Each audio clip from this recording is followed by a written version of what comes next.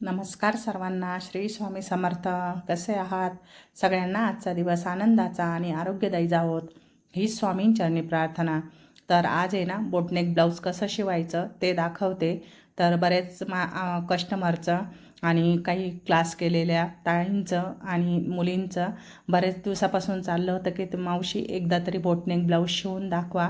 तर आज मी सगळ्यांच्या आग्रहास्तव बोटनेक ब्लाऊज शिवून दाखवते. मागे पण एकदा एका व्हिडिओमध्ये शिवलं आहे, पण मग ते काही त्यांच्या सापडत नाही वाटतं, त्यांच्या काही लक्षात नाही आलं. मग मी हे परत एक नवीन बोटनेक ब्लाऊज शिवते. तर तुम्हाला हा ब्लाऊज पीस बघून लक्षात आलंच असेल की हा ब्लाऊज पीस किती दिवसापासून आपल्या दुकानामध्ये होता. मी मागच्या एक महिन्यापूर्वीचा जो व्हिडिओ टाकला होता ना, त्या व्हिडिओमध्ये माझ्याकडे ह्या ब्लाऊजवरच्या साड्या 4-5 साड्या आणि 4-5 ब्लाऊज शिवायला आलेले होते.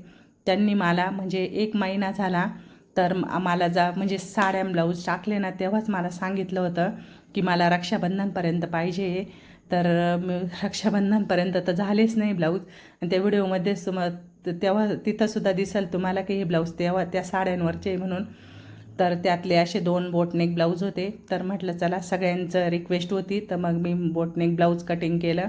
कटिंग करण्याचा व्हिडिओ आहे ना दाखवायचा होता कशी कटिंग करायची, पण आहे ना दुकानात खूप गर्दी झाली आणि त्या गर्दीच्या गडबडीत आहे ना मी पूर्ण ब्लाऊज कटिंग करून झालं आणि मग लक्षात आलं की मला व्हिडिओ काढायचा होता. व्हिडिओच लावला नाही मी आणि विसरून गेली. आणि मग म्हटलं चला आता शिवण्याचा तरी व्हिडिओ दाखवू, कसं शिवायचं ते दाखवते मी तुम्हाला. तर बोटनेक ब्लाऊज शिवायला आहे ना खूप सोपं असतं आणि काहीच अवघड नसतं आणि खूप भारी असतं. फक्त त्यासाठी ना आपल्याला थोडा वेळ द्यायचा असतो, थोड्या काही बारीक बारीक ज्या गोष्टी आहे ना त्या लक्षात घ्यायच्या असतात. नाही तर एवढं काही असं खूप अवघड आहे असं काही नाही. शिवण्याची पद्धत पण खूप सोपी आणि शिलाई पण आपल्याला जास्त भेटते या ब्लाऊजची आणि खूप छान असते ब्लाऊज. मला हे ब्लाऊज शिवायला खूप आवडतात. आणि या दिदीचे ना 2 बोटनेक ब्लाऊज आहे आणि 2 प्रिन्स कट 3/4 ब्लाऊज आहे. तर त्यांचे ते ब्लाऊजांना आता मी जवळजवळ 10-12 दिवसापासून दुकानात नव्हती, फिरण्यातच वेळ गेला माझा. मग त्यामुळे मला जे रक्षाबंधनचे ब्लाऊज द्यायचे होते ना ते कोणताच ब्लाऊज टायमिंग झालेलं नाही. मग आता ते हरताळकीला पाहिजे होतं, मग मी ते ब्लाऊज तयार करून झाले आता ते. तर हे ब्लाऊज कटिंग करताना आहे ना तो शोल्डरचं जे माप असतं ना, आपलं जे माप असतं त्या मापानुसार शोल्डर घ्यायचं असतं. तर मी ह्या ब्लाऊजचं आहे ना कमर घेरा आहे 25, तर मी शोल्डर घेतलं आहे 6.5 घेतलं आहे. आणि जर 25च्या पुढे जर कमर घेरा असेल तर आपण 7 शोल्डर घेऊ शकतो. जास्त शोल्डर पण नाही घ्यायचं, एकदम मापात परफेक्टली शोल्डर घेतलं की एकदम शोल्डरच्या भागात खाली उतरणार नाही आणि एकदम छान बसतं ब्लाऊज. तर सर्वात पहिले ना मी ह्या ब्लाऊजचा गळा आहे ना मध्ये कट नाही केलेला, डायरेक्टली मध्ये टाकलेला आहे. मग मी त्या गळ्याला पूर्ण साईडने टिप मारून घेतली. आपण जसं गळ्याला टिप मारतो ना आपल्या बॅक साईडला, तशीच या बॅक साईडच्या गळ्याला टिप मारून घेतली. हा गळा नव्हता टाकायचा मला ह्या ब्लाऊजला, पण त्या कस्टमरनी ह्या ब्लाऊजचा आहे ना मला फोटो टाकल्यामुळं मग मला हा गळा टाकावा लागला. कारण की ना ह्या ब्लाऊज पीस आहे ना खूप सुळसुळीत आहे, शिवायला खूप प्रॉब्लेम येत होता आणि इकडून तिकडे तिकडून इकडे खूप निष्ठत होता आणि मागे पुढे होऊन जायचा. गळा जोडायला मी 2दा गळ्याला टिप मारली तेव्हा तो व्यवस्थित परफेक्टली आला आहे. गळ्याला टिप मारून झाली, कट दिले असे. ज्यावेळेस आपण कुठलाही गळा जोडतो ना, आपण चौकोन घ्या, गोल घ्या, कुठलाही आकार घ्या गळ्याचा, त्या प्रत्येक गळ्याला आहे ना आपण कट मारत चालायचे. कट मारल्यामुळं काय होतं, ज्यावेळेस आपण गळा लगेच पलटवतो ना त्याच वेळेस गळ्याला लगेच आकार एकदम छान समजता आकार येतो.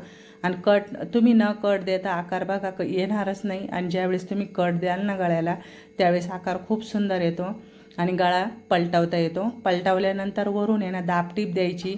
आता हा कपडा इतका हे होता खूप निष्ठायचा, मागे पुढे व्हायचा हा कपडा जास्त. तर मग खूप हळूहळू जोडावा लागला मला तो, कारण की कपडा कसं मागे पुढे होऊन जायचा. गळ्याला पूर्ण दाबटीप देऊन झाली आहे आणि त्यानंतर मग आता हे अस्तर आणि ते जोडायचं आहे मला.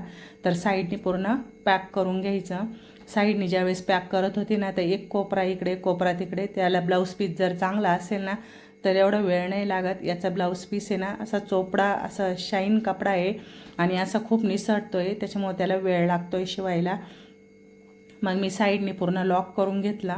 आणि या ब्लाऊजचा असं कोणाला काय वाटत असेल शोल्डर कसं टाकायचं, तर शोल्डर जे आहे ना तर ते सेंटर आपलं जसं शोल्डर घेतो ना तर तसंच शोल्डर घ्यायचं, फक्त 3.5 साईडनी सोडायचं आणि मधल्या भागामध्ये 4-4.5 आपल्याला जेवढा गळा पाहिजे तेवढ्या गळ्याचा आकार देऊन खाली गळा कट करून घ्यायचा. जास्त मोठा नाही घ्यायचा, आपल्या याच्यावर उंचीनुसार गळा टाकायचा तो. तर ह्या कस्टमरची हाईट आहे 14, तर म्हणजे तयार ब्लाऊज त्यांना 13 बसेल. ह्यानुसार मी ते ब्लाऊजचा गळा टाकला आहे.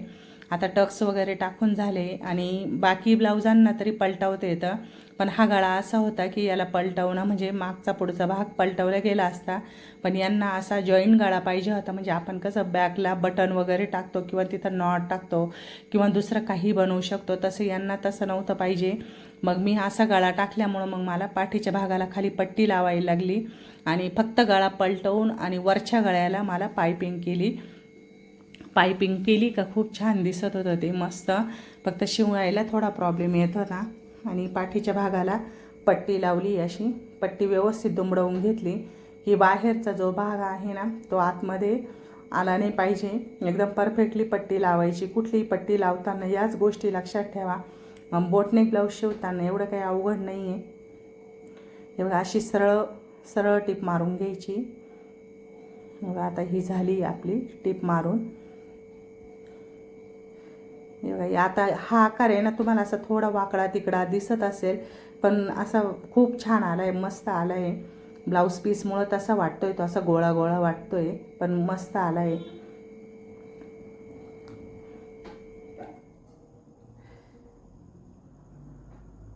आधी ना तुम्ही असं स्वतःचं ब्लाऊज शिवून बघा.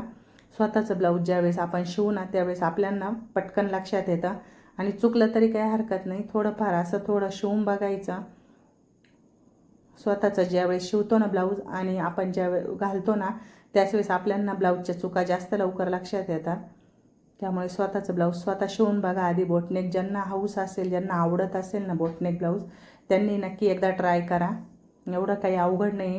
म्हणजे तुम्हाला जर एकदा सवय, म्हणजे एकदा जर व्यवस्थित परफेक्टली ब्लाऊज जर बसलं आणि चांगलं जर शिवायला जमलं तर तुम्ही कटोरी ब्लाऊज विसरूनच जाल असं मला वाटतं. नक्की शिवून बघा. आता याला पुढच्या गळ्याला मी पायपिंग करून घेते. पायपिंग जर केली ना तर खूपच सुंदर दिसतो. एवढंच काम वाढतं आपलं, पण आपल्याला जर ब्लाऊज जर फिनिशिंग द्यायची असेल तर पायपिंगचाच पर्याय असतो. पायपिंगनी ब्लाऊज खूप सुंदर आणि मस्त दिसतं. तो गोट असतो ना, जेवढा गोलसर आणि असं एक सारखा येतो ना त्यावेळेसच ब्लाऊज भारी वाटतं. हे बघा, इतका छान मस्त गोलसर बोटने का आलं मस्त गळा. अजून बॅकला हुक टाकायचे आहे मला, मध्ये कट करायचा आणि बॅकला हुका टाकायचे आहे. हुकपट्टी आयपट्टी बनवायची आहे आधी. आता तुम्हाला फ्रंटचा भाग कसा जोडायचा ते पण दाखवते मी. आणि टक्स टाकले पाठीमागून बघा असं.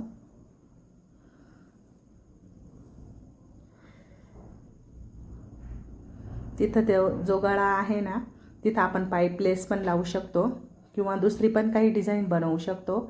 असा तो गळा आहे. आणि जी ह्या ब्लाऊजला जी डिझाईन होती ना, टिकल्यांची डिझाईन होती, खडे होते त्यावर, तर ते खडे ना मग मी पुढच्या गळ्याला घेतले. पुढच्या गळ्याला आहे ना बऱ्याचशा ब्लाऊजला काय होतं, गळा दिलेला तर याला पण गळाच दिलेला होता, पण हा परफेक्ट मापात आला होता. हे गळा जसा पुढचा गळा कट केला आहे ना त्याच मापामध्ये ती डिझाईन पण तशी होती. पण काही ब्लाऊजांना काय होतं, गळे खूप मोठे असतात आणि अस्तर खूप छोटं असतं. मग हा भरपूर प्रॉब्लेम होतो, बऱ्याच ताईंचा प्रॉब्लेम होतो की ते कसं शिवायचं. तर मी मागे 1-2 ब्लाऊज दाखवलेले आहे. तर त्या ब्लाऊजला मध्ये असं पिन वगैरे लावून घ्यायची ब्लाऊज पीसला आणि त्यानंतर आपला अस्तरचा ब्लाऊज पीसचा गळा कट नाही करायचा आणि अस्तरचा गळा कट करून घ्यायचा आणि त्यानुसार तशी टीप मारून त्यानंतरच आपला पीसचा गळा कट करून बघा तुम्ही. एकदम मस्त बसतं आणि सुंदर येतं आणि आकार पण एकदम मस्त जसा पाहिजे ना तसा आकार येतो. आता याला पण आहे ना मी पुढचा गळा का कट केला तर त्या मापात बसतोय तो गळा म्हणून मी कट केला आहे. जर थोडाफार मागे पुढे कमी जास्त असतं तर मी पण नसता कट केला. आणि त्याला पिना लावायच्या होत्या मला. पिना लावल्याशिवाय पर्यायच नव्हते या ब्लाऊजला. मी कोणत्याच ब्लाऊजला पिना नाही लावत, पण हा ब्लाऊज पीस इतका असा म्हणजे चायना पीससारखा होता. मग त्याला पिना लावून आणि मगच गळ्याला टिप मारून घेतली मी. अशी गोलसर मस्त टिप मारताना पण आहे ना आपल्या हातून आहे ना गोलसर आकारात टिप आली पाहिजे.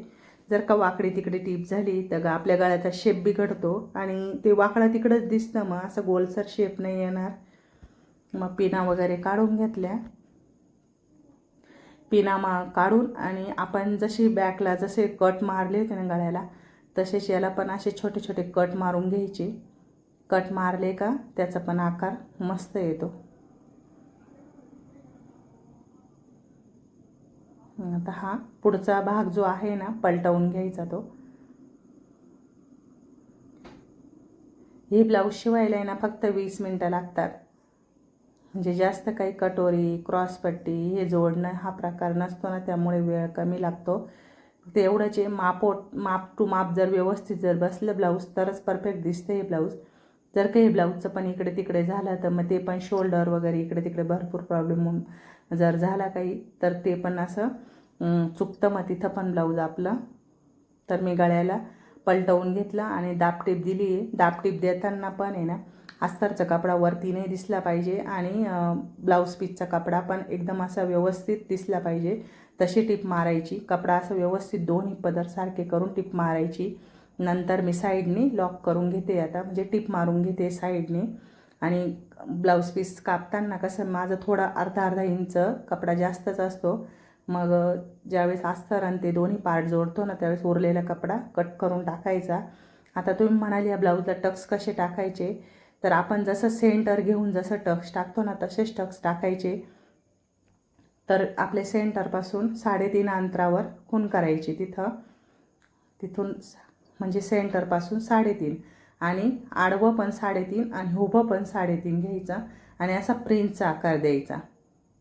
आणि तो काय होतं, ही जी मध्ये टीप मारते ना मी, ही का मारते तर आपल्याला जो टक्स टाकायचा आहे ना तो एकदम परफेक्टली येतो आणि कपडा सुटत नाही आपल्याकडनं. हा कपडा असा आहे की हा शक्यतो म्हणजे मी जर अशीच टीप मारली असती तर फक्त अस्तरवरच टीप बसली असती.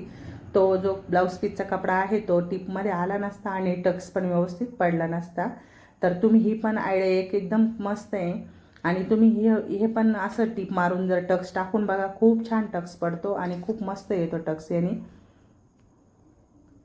आणि दोन्ही साईडला आपले टक्स टाकून झाल्यानंतर खालून परत एक दाब टीप द्यायची.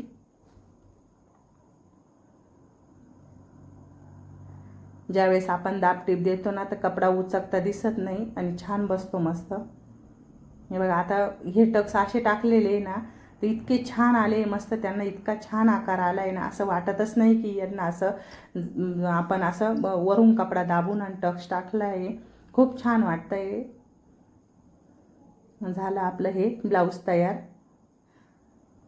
व्हिडिओ आवडला असल्यास लाईक, शेअर आणि सबस्क्राईब करा. तुम्हाला जर अशाच काही अडचणी असतील तर मला कमेंटमध्ये नक्की सांगा. तुम्हाला ब्लाऊजची कटिंग जरी पाहिजे असेल तर मला नक्की सांगा. आपल्या चॅनलला सबस्क्राईब करा. चला भेटूया अशाच नवीन